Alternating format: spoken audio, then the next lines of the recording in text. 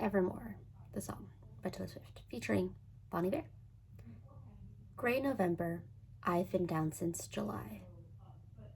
The November is gray. November is often gray. It's winter, and it's also metaphorically gray because it's a sad time. She's sad, and she's been sad for a while, since July, which, July is summer.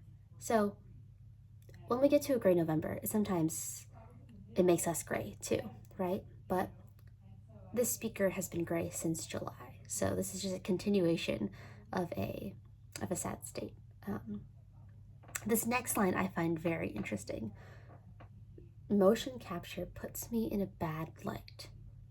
So motion capture in movies, like mocap, that's when, have you ever seen behind the scenes clips of like superhero movies and stuff like that, where the person will be wearing like a whole green suit and they'll have a bunch of little white like ping pong balls stuck all over them? That's like motion capture. So it's a technique that you use when you're filming things so that you're getting like the motions of someone's body, but it's not them. Kind of. It's kind of them, but kind of not them, It's their movements, but not just like strictly the person. You're capturing their motions, but maybe not them so particularly. And so motion capture put the speaker in a bad light. Probably she wasn't literally doing motion capture filming. So I take this lyric to mean that people are interpreting her actions or her behaviors or her movements, and that they're reflecting poorly on her. That this narrator, the speaker, has done some things that reflect poorly on her. I replay my footsteps on each stepping stone, trying to find the one where I went wrong. So, she's done these actions and they're putting her in a bad light. Other people are seeing her in this bad light. And she's replaying it as you would replay a movie or a song or something like that. So, continuing the metaphor from the previous lines. She replays her footsteps on each stepping stone, trying to find the one where she went wrong. She doesn't necessarily know where the mistake took place. But I don't think she's saying that she doesn't know that there was a mistake. She's saying, trying to find the one where I went wrong. I'm trying to find like exactly at which step I went wrong. I like careened down this bad path where I'm making these like bad decisions or these poor decisions, or just where things are not good anymore. On which stepping stone? Writing letters addressed to the fire. She has me saying addressed. Usually you'd say like addressed to the fire, but if it's the meter, better. Addressed to the fire. Writing letters addressed to the fire. Usually letters are addressed towards people and you mail them and then they read them. But instead she's writing these things and then she's just throwing them in the fire.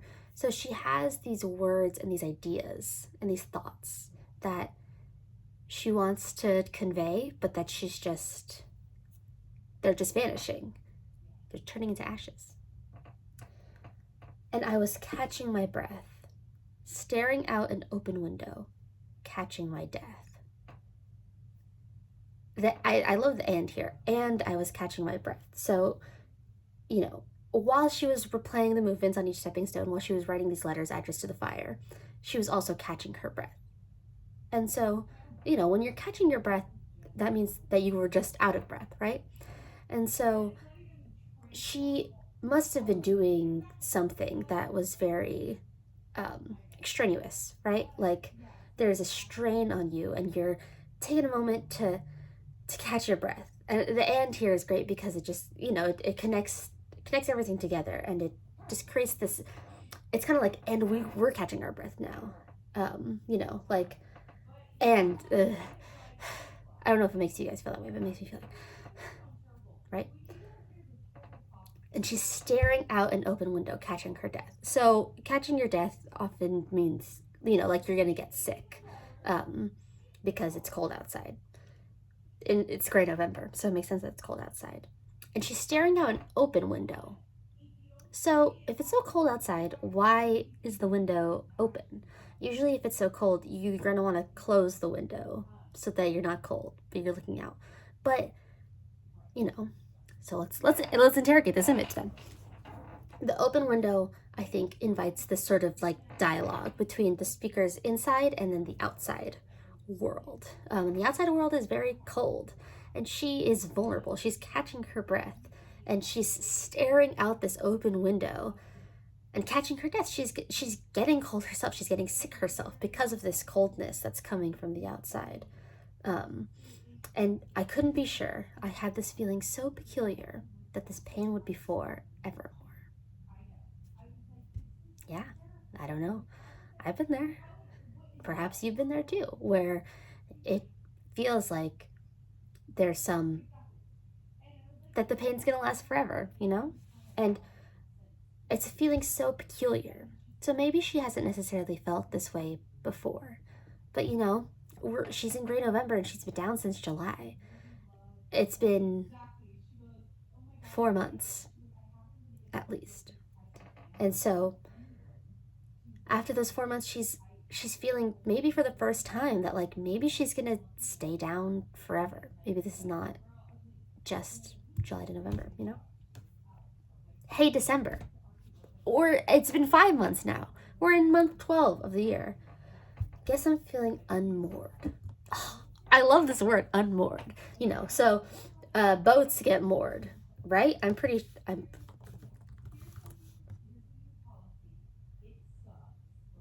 Yeah, so a mooring is like a dock. It's like what you attach boats to.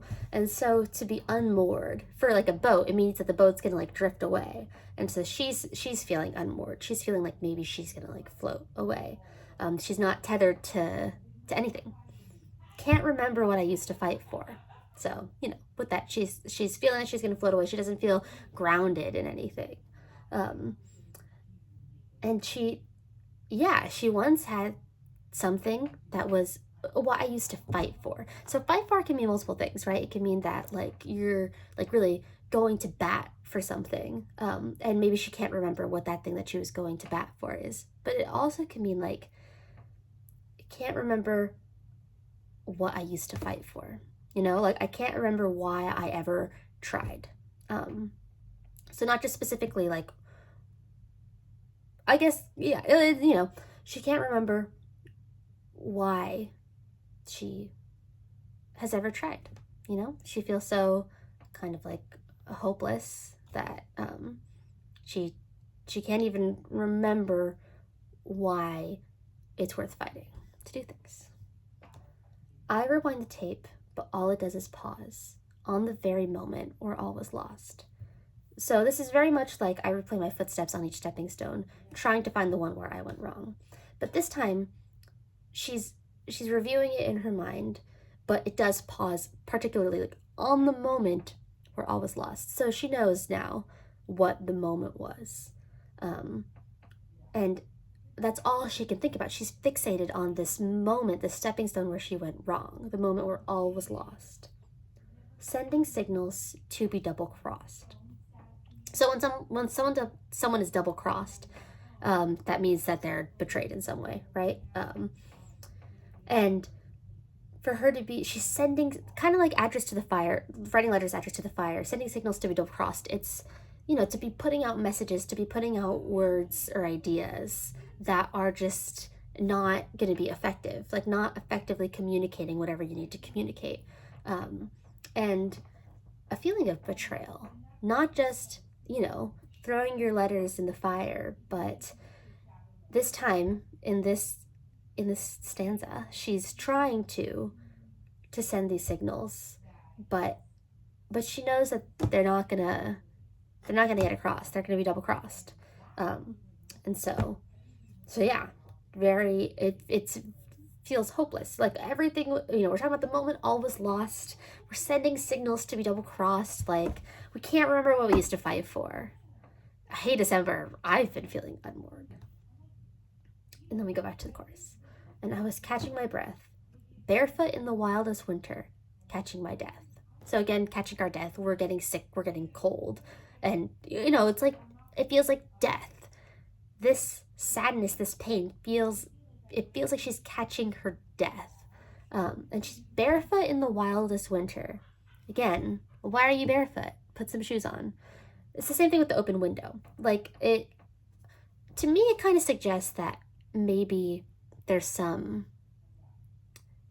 could be some, I don't want to use the word indulgence necessarily, but there's an element of like feeling like you're in these situations where you're feeling so much pain and so much sadness, where there's something it's almost preventative, right?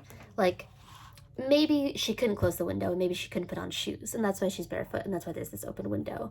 But also maybe there's part of it of like, for me, I know that sometimes when I felt sad, sometimes you just like wallow in it, and you don't want to feel better right away, because it's just like, you're just in it, you're just in the sadness, and that's what's happening, right? And so she's barefoot in the wildest winter. It's so cold. It's like wildly cold outside. And she's barefoot. She's,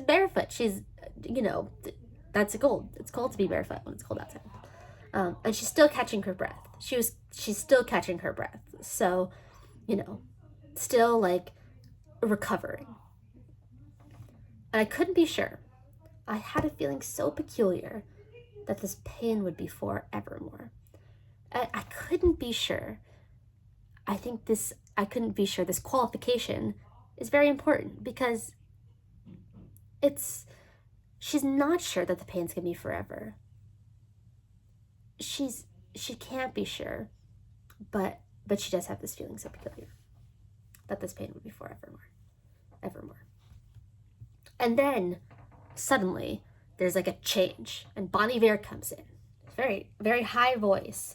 Can't not think of all the cost and the things that will be lost. Oh, can we just get a pause to be certain we'll be tall again?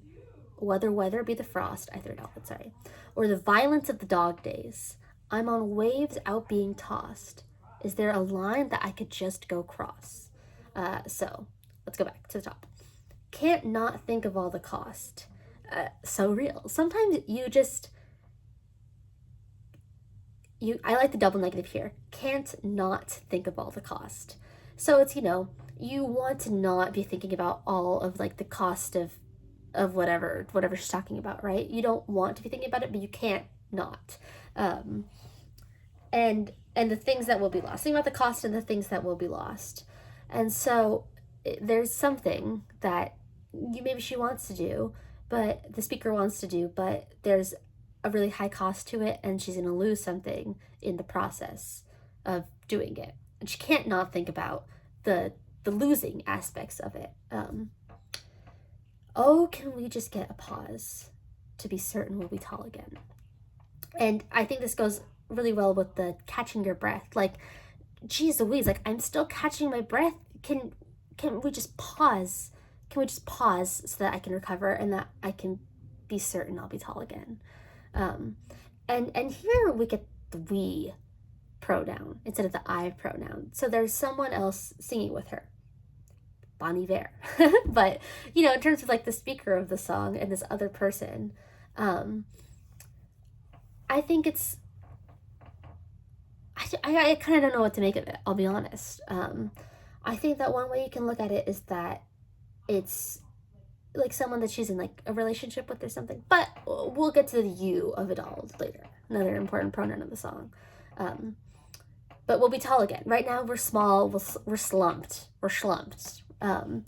Whether be the frost, nice. Whether be the frost or the violence of the dog days.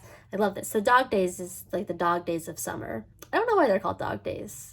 I know that there's Diary of a Wimpy Kid dog days, and that's the one where it's summertime. They go to the boardwalk.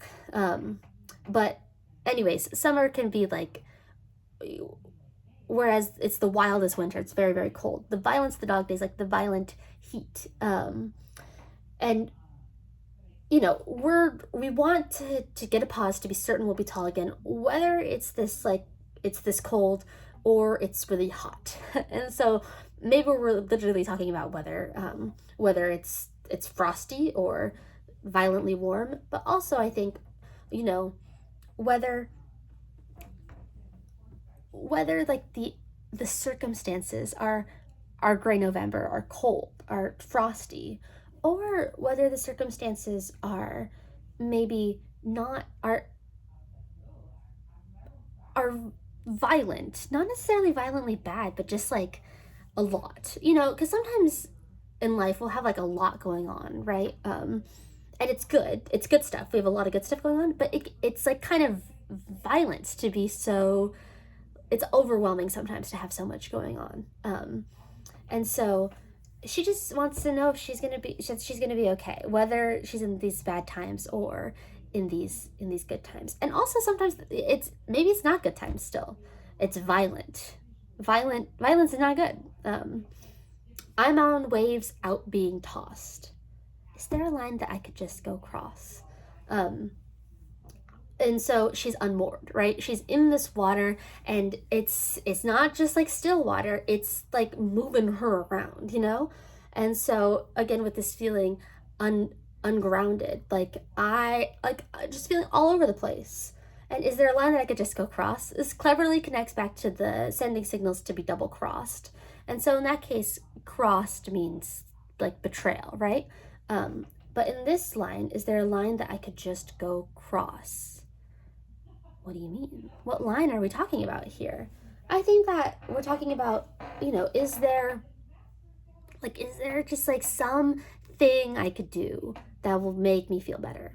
That's the way I read this line. Just like, where do I need to go? What do I need to do for these things to be better, for me not to feel so unmoored? And then we get to the part where she's singing with him. And when I was shipwrecked, I'm reading it in the meter. And when I was shipwrecked, I thought of you. In the cracks of light, I dreamed of you. It was real enough to get me through. But I swear you were there. Whoa. Okay, that was all her lines. And then his lines are, can't think of all the cost, all the things that will be lost. Can we just get a pause to be certain we'll be tall again? If you think of all the costs, whether weather be the frost or the violence of the dog days, out on waves being tossed, is there a line that we could just go cross? And so when she was shipwrecked, again with being the unmoored, boats that are not tethered to their mooring can shipwreck because they'll go hit another boat or a rock or something. And so when she was unmoored, she ultimately was shipwrecked. It was like a disaster, you know. She was destroyed, maybe even. But she thought of you in the cracks of light.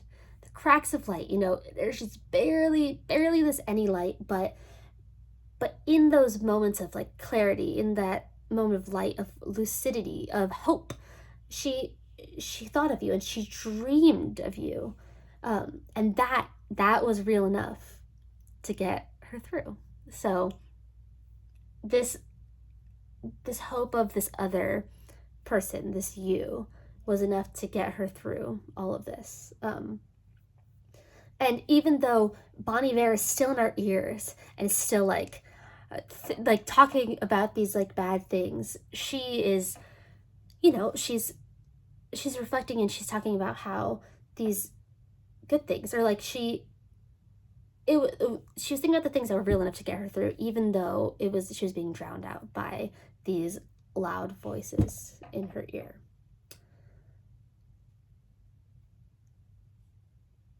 Yeah, but I swear you were there.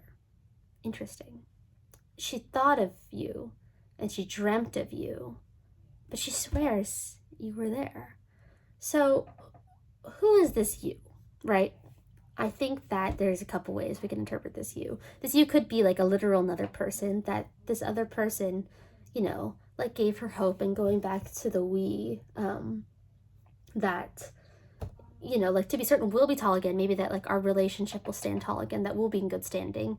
Maybe she and this other person were having a rough patch in their relationship, and that now, and even though that they weren't there while she was thinking about these things, that like she swears it was like that, and that thinking of this person was what got her through this tough time. I saw someone on Reddit, I think, they talked about how they thought that they read it like religiously, that she was talking about like a you as in God. And this makes sense, I think, with the like, especially with the I swear you were there, you know, of like thinking of a God and feeling like they're with you, and swearing that they're really there. And then I think also like with the Bon Iver, he sounds almost like angelic, very very high voice, um, and yeah. So I think if you want to read it that way, then I invite you to read it that way. I think that interpretation makes plenty of sense. Um, yeah, I don't know what I think. I I think that the thing that makes the most sense to me, looking at the lyrics and everything, and just taking it in conjunction with the rest of her discography, that the you could refer to another person. I think that makes a lot of sense.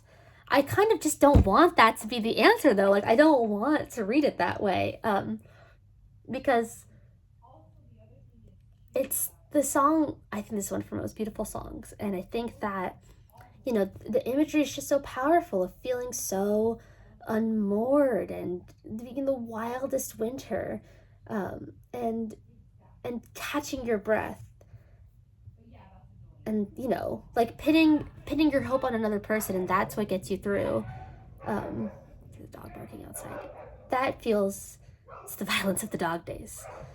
That feels to me like, I don't know, I want her to find it in herself to get through, but what I mean to say by all this is I don't really know where I land on the you of it all. But in any case, I know that the speaker gained hope by thinking of some other figure looking to them in the cracks of light, in like the few moments that she had any sort of hope or clarity that she thought this person. And even though they weren't literally there, physically there, she swears like it felt, their presence was so strong that she felt like they were there. Bringing up the last chorus. And I was catching my breath, floors of a cabin creaking under my step, and I couldn't be sure. I had a feeling so peculiar. This pain wouldn't be for evermore. Evermore, evermore, evermore. This pain wouldn't be for evermore. Evermore, evermore. So she's still catching her breath. After all this, she's still recovering. But I think this catching her breath feels a little bit different because, as we learn a couple lines later, she has a renewed feeling that this pain won't actually be forever. And so it feels kind of like it's the last catching her breath that we hear about. And so maybe we can think that she's caught her breath by the end of this. I think that's really nice. And there's floors of a cabin creaking under her step. So she's grounded, her feet are on the ground. And the floorboards are creaking under her step. I think the imagery of the creaking is really interesting because it suggests something about the cabin. The cabin's like old, maybe that it's like authentic, because if it's like laminate wood, then it's not going to creak under your step. Like this is real wood floorboard in this cabin. It's creaking under her step. But I think also that I kind of take it that she's talking about a lot of the ineffectual communication that she's tried to have up to this point. That she's writing letters addressed to the fire, and that she's sending signals to be double crossed. And so it's like not having an impact, wanting to say something, and it's not gonna reach its intended target. But now she's stepping on the cabin floor and it's creaking.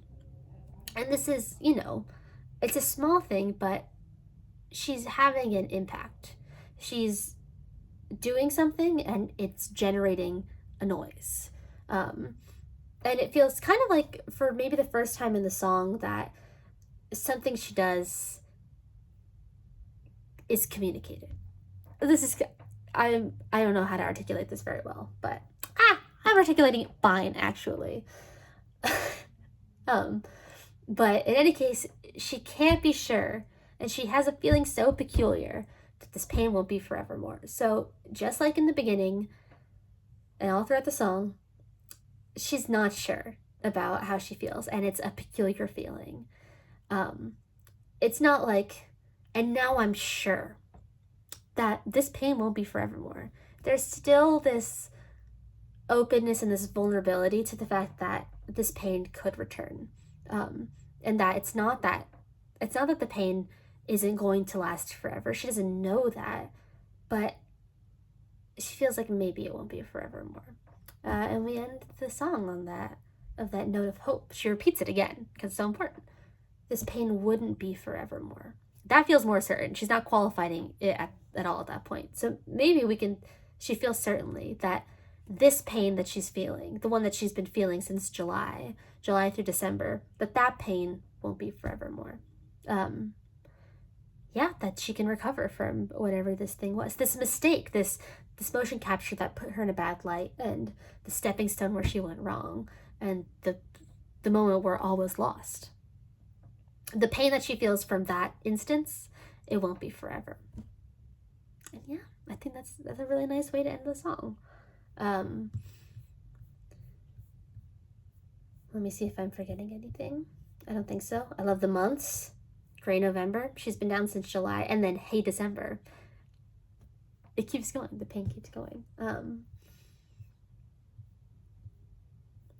Yeah. She's catching her breath, man. She's recovering. Her breath was caught by the end. She was catching her death, but she's not catching her death in the last chorus. She's done with that. She's just catching her breath now. This pain wouldn't be forevermore. Evermore?